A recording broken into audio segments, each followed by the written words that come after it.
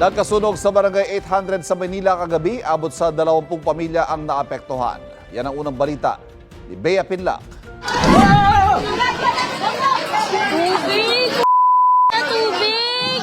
Tubig! Tubig! Napaiyak na sa takot at taranta ang mga residente sa barangay 800 sa San Andres, Maynila habang nilalamon ng malaking apoy ang ilang bahay pasado alas 9 kagabi. Hindi raw inakala ng dating bombero na si Ernesto na makakabilang ang bahay niya sa 11 natupok ng sunog. Buhat nung pagkabata ko, dito ako lumaki. Dito lahat. Dito ako nagkaisip, dito lahat. Hanggang sa nagtrabaho ko, napakasakit di ba? Ayon sa Bureau of Fire Protection, 20 pamilya o 50 individual ang apektado sa sunog na umabot ng ikalawang alarma. Hindi bababa sa 20 truck ng bomberong rumisponde. Wala raw na italang nasawi o nasugatang residente.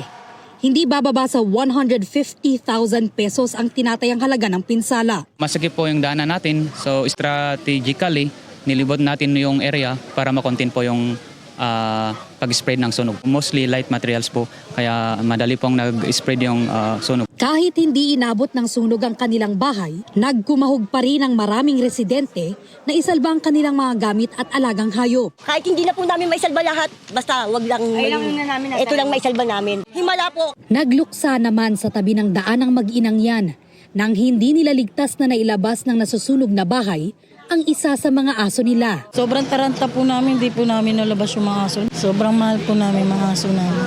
Lalo na po yung anak ko, mahal na mahal niya yung mga alaga niya. May ilang alagang hayop naman na naiwan sa loob ng mga bahay at nasagip ng mga otoridad. Pasado alas 10:30 tuluyang maapula ang sunog. Inaalam pa ng BFP ang sanhi ng apoy. Ito ang unang balita. Bea Pinlac para sa GMA Integrated News. Kapuso, huwag magpapahuli sa latest news and updates. Mag-iuna ka sa balita at mag-subscribe sa YouTube channel ng GMA Integrated News.